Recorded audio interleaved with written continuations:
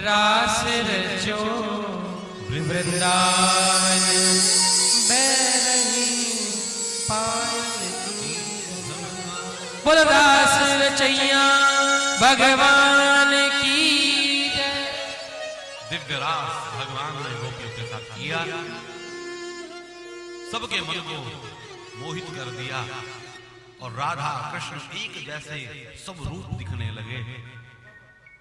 सब नाच रहे हैं, गा रहे हैं, प्रत्येक गोपी को ये आभास करा रहे हैं कि मैं तेरे ही साथ में हूं। प्रत्येक गोपी यही महसूस कर रही है कि कन्हैया मेरे साथ नाच रहे हैं। प्रत्येक गोपी कन्हैया बन गई, बिल्कुल लग ही नहीं रहा कि कन्हैया कहीं दूर है, बिल्कुल एक ही रूप बन गए। भगवान शिव ने भी देखा और भगवान शिव भी गोपी का रूप बनाकर इस रास में आते हैं।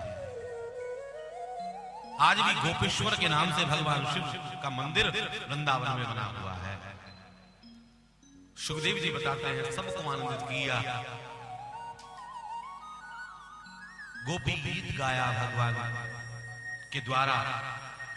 गोपियों ने भगवान को रिझाने के लिए ये गीत गाया। सुखदेव जी बता रहे हैं सबके मन को आनंदित कर दिया, सबके मन को प्रफुल्लित कर दिया और सबको आभास भी करा दिया कि मैं अलग नहीं हूं, मैं सबके साथ एक साथ विद्यमान रहता हूं। उसके बाद बताया,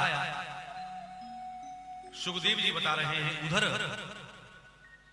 अनेक और लीलाएं भगवान ने की और उधर कंस ने एक मीटिंग बुलाई, सभा बुलाई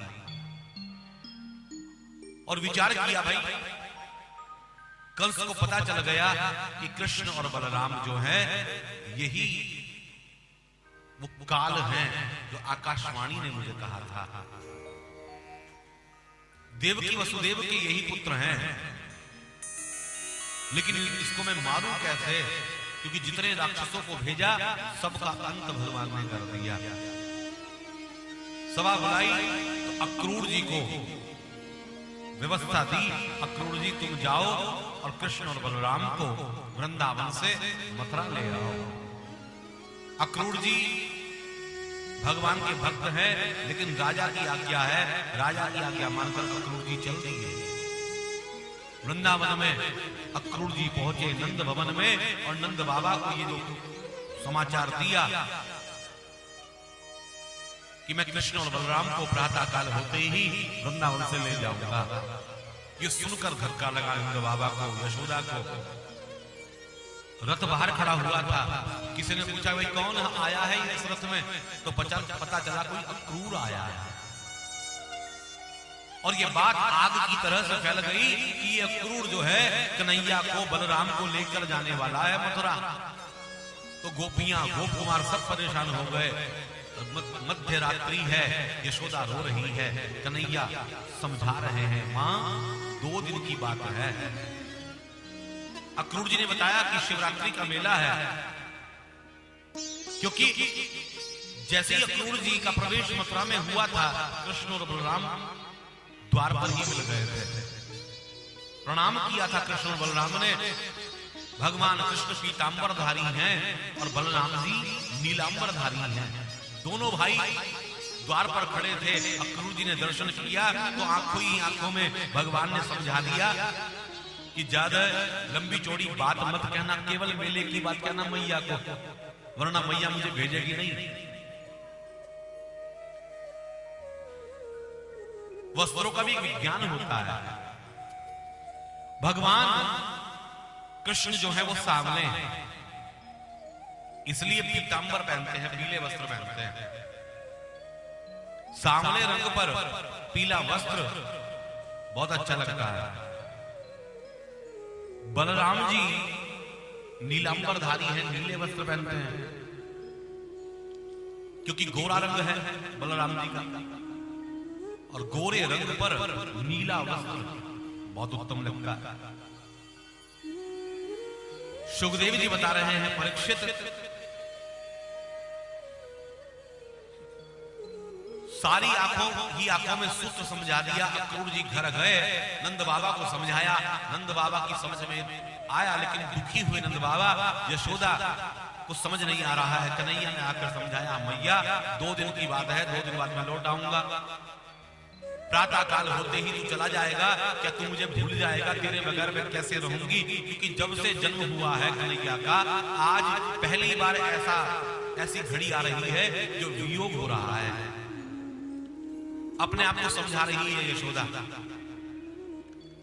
यशोदा ने अपने आप को संभाला। ब्रह्म मुहूर्त हुआ, सूर्य नारायण का प्राकट्य होने वाला था, तो मानो कहने लगी कि हे सूर्य नारायण, आप प्रकट मत होना, क्योंकि आपके प्रकट होने से मेरे जीवन में अंधेरा आ जाएगा। मेरे जीवन में अंधेरा आ सकता है अगर आप उदित हो गए। लेकिन विधि का विधान, कहां सूर्य रुकता है, कहां ये दुनिया रुकती है। भगवान सूर्य प्रकट हुए, प्रकाशित हुए, और अक्रूर जी स्नान आदि से निवृत्त होकर कहने लगे कृष्ण और बलराम को कि तुम दोनों को जल्दी से तैयार हो जाओ, तुम्हें लेकर चलना है। पूरे ब्रज में ये बात फैल गई तो भार भीड़ लगी है गोपियों की, गोप कुमारों को। रो रहे हैं सब, यशोदा रो रही है, रोते रोते श्रृंगार किया। रोज श्रृंगार करती है भगवान का यशोदा, और रोते रोते जो श्रृंगार किया, अश्रुधारा भगवान के कपोल पर गिर गई। श्रृंगार खराब हो गया, पुनः श्रृंगार किया, और जैसे तैसे अपने आप को संभाल कर खड़ी है। और यशोदा कहने लगी, कन्हैया एक काम कर, तेरे सामने मैं हाथ जोड़ती हूं, तो मुझे भी साथ लेकर चल।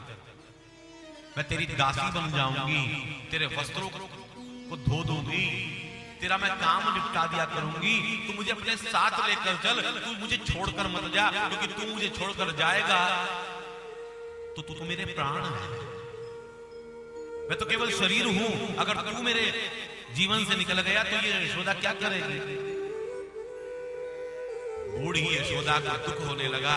नंद बाबा भी सिर पकड़कर बैठे हैं, अपने कन्हैया को भेजे कैसे? सुखदेव जी बता रहे हैं, अब यहां से भगवान वृंदावन का त्याग करने वाले हैं। इतनी लीलाएं, इतना उत्सव मनाया वृंदावन में, अब त्याग की बारी आ गई, छोड़ने की बारी आ गई। भागवत यही सिखाती है।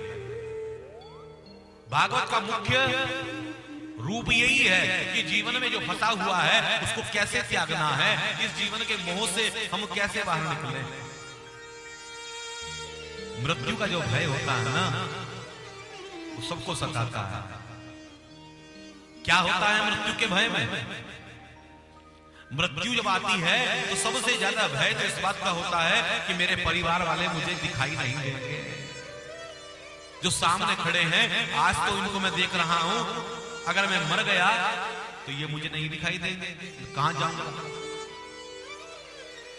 और उस समय भगवान का चिंतन हो जाता है, भगवान का दर्शन होने लगता है। 3 जगहें ऐसी हैं जहां भगवान का दर्शन स्वतः ही हो जाता है, बिना भागवत सुने हो जाता है, बिना उपदेश के हो जाता है। कौन सी वो 3 जगहें? गर्भे व्याधे शमशाने।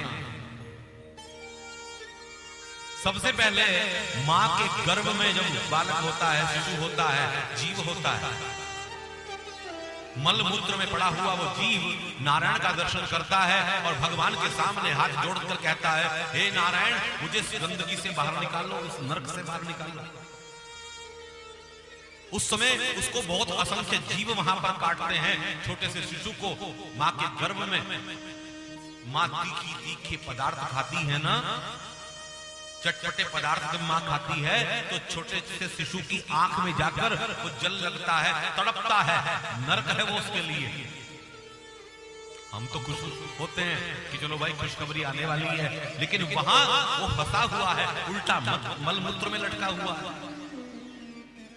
वहां पर उसको नारायण के दर्शन होते हैं और वो नारायण से प्रार्थना करता है, हे गोविंद, हे भगवान, मुझे इस नरक से बाहर निकाल किसी तरह से।